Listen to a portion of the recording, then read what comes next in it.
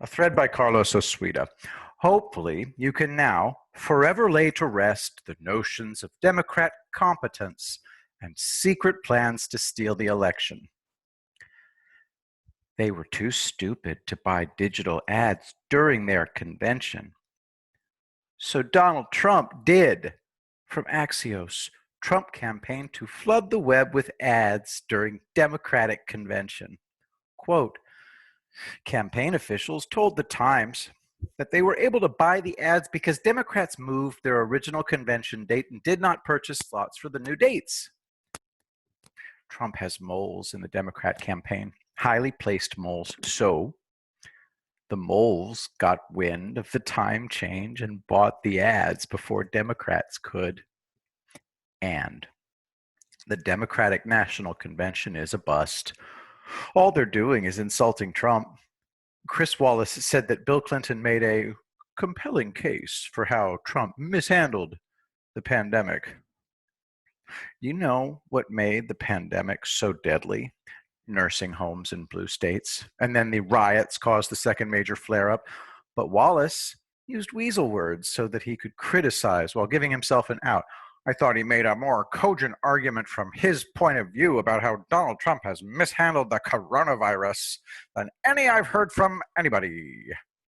This is the poison of accountability journalism. There are no facts, only points of view.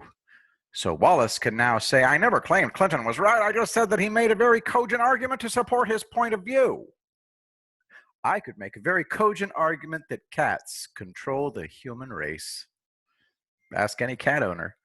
You'd all be nodding your heads and saying, yep, my cats sure do that. But the idea of applying the dynamics of cat ownership to the entire human race is insane. Doesn't matter. Now, the perniciousness of accountability journalism is this. The journalist decides who's right and who's wrong and reports accordingly. That's why the increasingly violent riots get no national coverage. They're a myth. People are so infected by accountability journalism that they tell me what to write about. Don't write about your PTSD, write about things I want to hear about. I always get that. Sorry. I write about what I feel like writing about. If you don't like it, piss off. I generally give you content you won't find anywhere else. Gathering all the evidence is exhausting. Very occasionally, I delve into issues that impact millions of people. Just remember, I'm not getting paid to do this. Pay me $150,000 a year and I'll write what you want. No, I'm not looking for donations. I have enough money. But don't tell me what to write about, especially when I'm writing about something that robbed me of my entire life. Take me or leave me. I change for nobody. Back to the Democrats. Their convention is nothing but bitching about Trump. When they bother to tell us their plans, your hair stands on end. They want to license all gun owners, a tad unconstitutional, but hey, the Constitution was written for white cis males. I could see the licensing of machine guns, submachine guns, and machine pistols, but Reagan banned the manufacture and importation of machine guns in 1986. That's a shame. I want to buy an American 180. Hang on, let's check out this video. If it's short, it's 2 minutes long. Link in the description. Anyway, they have a 275 round drum. Since the rate of fire is so high, you can take out an entire home invasion crew. At least one was used in a police shooting. The occupants were firing at the cops in a chase, so a cop leaned out the window and gave them one burst. The driver was killed instantly and the passenger was stitched from top to bottom. Thanks to the 1986 ban, they now cost about $17,000. I don't get it. Semi-automatic rifles in much higher calibers endanger everyone on the street. The .22 rimfire round is perfect for home defense if there's enough volume of fire. I think 20 rounds per second does the trick. But now we can't get these weapons. Under the Democrats, pretty much all firearms will go the way of the American 180. No borders, no police, no jobs, no free speech, no education, sky-high taxes, slums in every suburb, no ability to travel by car, no roads, everyone crammed together in cities while the Democrat elite enjoy living in the pristine countryside. Here's the mistake everybody made. You thought we'd become a police state like all dictatorships before us. No. We'd become a police-less state. People simply trying to survive can't overthrow the government. Sure, there'd be a secret police, but the government would simply pay thugs to smash everybody's face forever. Link in the description to Portland Antifa and BLM rioters violently kick man in the head. New York City is experiencing daylight mass looting. The Portland District Attorney will not prosecute any Black Lives Matter or Antifa thug unless he absolutely has to. I graduated from Lewis and Clark in Portland, class of 1985. People were spouting all the same moronism 35 years ago. The difference with today's Portland leftists is that you could have civil discussions.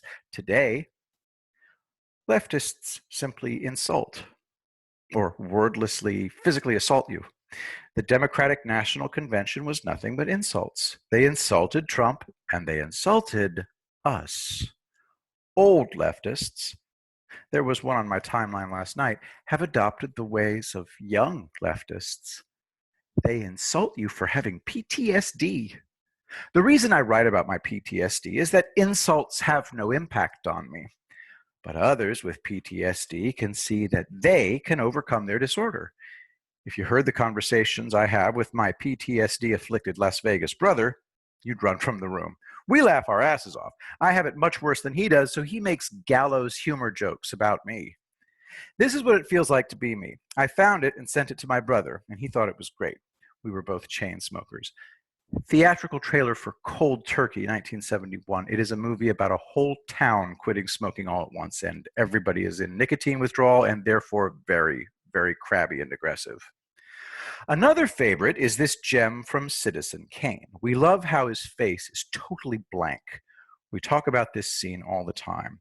It's basically one of the final scenes of Citizen Kane, Charles Foster Kane, just trashing the room after he says Rosebud. Film is my favorite art form.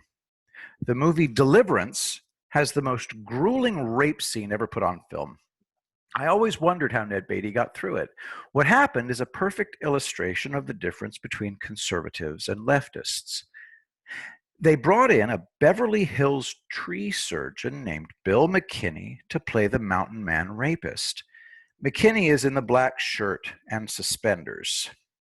Ned Beatty is the slightly overweight man. The movie is based on a best-selling novel by James Dickey, who played the sheriff. Dickey was a notorious martinet, and he ran the show on set. When Bill McKinney was flown in, Dickey told him that McKinney wouldn't be allowed to meet Ned Beatty until they filmed the rape scene. Dickey wanted Beatty's fear and humiliation to be real. "Screw that," McKinney said. "I'm not hurting someone just to make a movie." "Boy, you do what I say, or I'll make sure you never work in the industry again," Dickey threatened. "Fine. I have a thriving business in Beverly Hills. If I can't be an actor, so what? See ya." McKinney went to his trailer. Director John Boorman pleaded with Dickey, but Dickey was adamant. "It's either him or me. Make your choice." So Boorman threw Dickey off the set, much to everybody's relief. Bill McKinney and Ned Beatty met and had dinner together. Then they spent rehearsing the rape scene in McKinney's trailer. Every line of dialogue was set and every single movement was orchestrated. Beatty said he got through the scene because he felt no fear at all. It was the same with Ted Levine and Brooke Smith in Silence of the Lambs. They became close friends before filming their scenes together. She kept cracking up during this scene. It's the famous scene in Silence of the Lambs where she's in the well and he's like, put the fucking lotion in the basket. Leftists are entirely negative. They feed on suffering. But the people running the Biden campaign are doing most of Trump's work for him. In their lust to inflict suffering, they've become as dumb as dinosaurs with brains the size of walnuts. Look at the recent GOP primaries. A very large number of Trumpian candidates won. The silent majority is rolling up its sleeves. Complacent? Hardly. They absolutely can't wait to vote in huge numbers.